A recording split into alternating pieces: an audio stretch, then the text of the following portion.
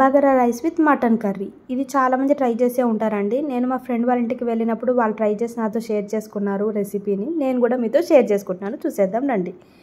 ముందు స్టవ్ మీద ఒక కుక్కర్ పెట్టేసుకుని లైట్గా ఆయిల్ యాడ్ చేసుకుని కొద్దిగా నెయ్యి యాడ్ చేసేసి గరం మసాలా స్పైసెస్ అన్నీ వేసేయాలండి. వేసిన తర్వాత ఆనియన్స్, పచ్చిమిర్చి అండ్ కరివేపాకు కూడా యాడ్ చేసేసుకొని నీట్గా మిక్స్ చేసేసుకోవాలి.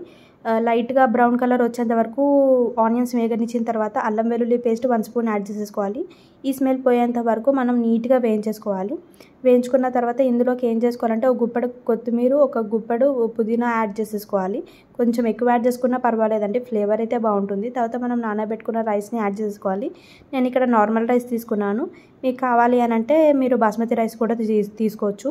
సో నేను 2 గ్లాసెస్ ఆఫ్ రైస్ కాబట్టి 4 గ్లాసెస్ ఆఫ్ వాటర్ పోసుకున్నాను. బాస్మతి రైస్ అనుకోండి 4 గ్లాసెస్ అవసరం ఉండదు. 1 గ్లాస్ ఆఫ్ రైస్కి 1.5 గ్లాస్ ఆఫ్ వాటర్ సరిపోతుంది. తర్వాత నేను ఇక్కడ తగినంత సాల్ట్ యాడ్ చేసేసుకుని నీట్గా మిక్స్ చేసేసుకుని పైన నేను ఏం చేస్తానంటే ఇంకా రెడీ అయిపోయినట్టే అండి ఆల్మోస్ట్. ఇంకా లిడ్ క్లోజ్ చేసుకోవడమే. దాని ముందు నేను కొద్దిగా నెయ్యి పైన వేసేసుకుని లిడ్ క్లోజ్ చేసేసుకుని విజిల్ పెట్టుకుంటాను. ఒక 3 విజిల్స్ వచ్చేంత వరకు వెయిట్ చేస్తాను. 3 విజిల్స్ వచ్చేసాయి, రెడీ మన బగారా రైస్. చూసేయండి. ఒక 20 మినిట్స్ తర్వాత ఓపెన్ చేయండి. ప్రెషర్ అంతా పోయిన తర్వాత చూడండి ఎంత ముత్యాలాగా ఎంత బాగుందో. ఇది చాలా బాగుంటుందండి ఇది టేస్ట్. మటన్ కర్రీలోకి అయితే ఇంకా ఎక్సలెంట్గా ఉంటుంది. మీరు ఎప్పుడన్నా ట్రై చేశారా? నాతో షేర్ చేయండి మీరు ట్రై చేస్తే. ఒకవేళ ట్రై చేయకపోతే నా రెసిపీని చూసి కొద్దిగా ట్రై చేసి తర్వాత షేర్ చేసి చెప్పండి. నెక్స్ట్ మటన్ కర్రీ ప్రిపరేషన్కి వచ్చేద్దాం రండి. నీట్గా మటన్ని వాష్ చేసేసుకుని ఉప్పు, కారం, పసుపు, గరం మసాలా, పెరుగు అన్నీ వేసేసి నీట్గా మిక్స్ చేసేసుకోవాలండి. నేను ఇక్కడ కారం కొంచెం ఎక్కువ యాడ్ చేస్తున్నాను ఎందుకంటే నాకు స్పైసీనెస్ కోసము. అండ్ బగారా రైస్లో మనకి స్పైస్ అనేది కొంచెం తక్కువ ఉంటుంది, అందుకే నేను ఇక్కడ కొద్దిగా కారం ఎక్కువ యాడ్ చేసుకున్నాను. సో అన్నీ వేసేసిన తర్వాత నీట్గా మ్యారినేట్ చేసుకోవాలి. నీట్గా కలుపుకోవాలండి. ప్రతి ముక్కకి అన్ని పొడులు మనకి వచ్చేలాగా నీట్గా కలుపుకోవాలి. చూడండి కింద నుంచి పైకి ఎలా కలుపుతున్నానో అలా కలుపుకోవాలి. ఇదంతా కలుపుకున్న తర్వాత మినిమం ఒక 20 మినిట్స్ అన్న ఫ్రిడ్జ్లో పెట్టుకోండి. ఇంకా ఎక్కువ పెట్టుకున్నా కూడా చాలా బెటర్ అండి. తర్వాత స్టవ్ మీద ప్యాన్ పెట్టేసుకోండి. ఎందులోకైతే మీరు కర్రీ ప్రిపేర్ చేసుకోవాలనుకుంటున్నారో ఆ ప్యాన్ పెట్టేసుకోండి. ఆ ప్యాన్ పెట్టేసుకొని ఒక 3 table spoon of oil add చేసుకోండి. నేను అన్ని స్పూన్లు వేసానని కన్ఫ్యూజ్ అవ్వకండి, కొంచెం కొంచెంగా అన్నిసార్లు వేసాను అంతే. తర్వాత ఆనియన్స్, పచ్చిమిర్చి, కరివేపాకు యాడ్ చేసేసుకొని నీట్గా ఫ్రై చేసేసుకోండి. గోల్డిష్ బ్రౌన్ కలర్ వచ్చేంత వరకు ఫ్రై చేసుకోవాలండి.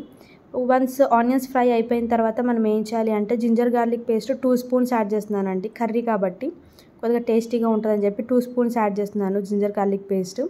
జింజర్ గార్లిక్ పేస్ట్ యాడ్ చేసిన తర్వాత ఈ స్మెల్, ఈ ఫ్లేవర్ పోయేంత వరకు నీట్గా ఫ్రై చేసుకోవాలండి. ఒక 3-4 మినిట్స్ అన్న ఈ జింజర్ గార్లిక్ పేస్ట్ ఆనియన్స్లో ఫ్రై చేసుకోవాలి. అప్పుడే టేస్ట్ బాగుంటుంది, లేకపోతే బాగోదు.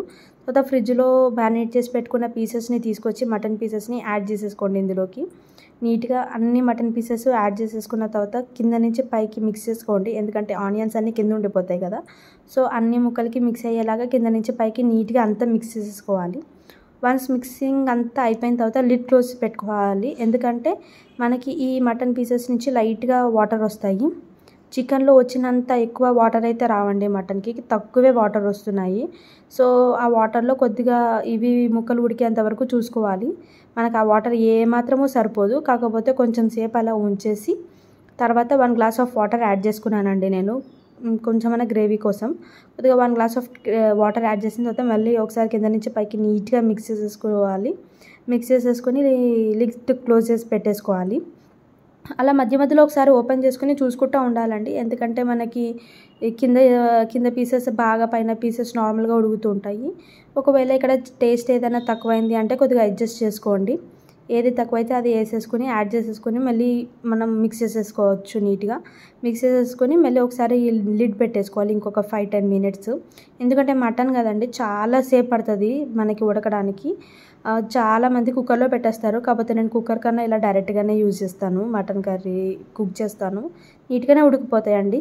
ఇప్పుడైతే మనకి ఆల్మోస్ట్ రెడీ అయిపోయింది. ముక్కలు కూడా నీట్గా ఉడికిపోయాయి అండి. అండ్ గ్రేవీ కూడా మనకు కొంచెం ఉంది. సో మన కర్రీ రెడీ.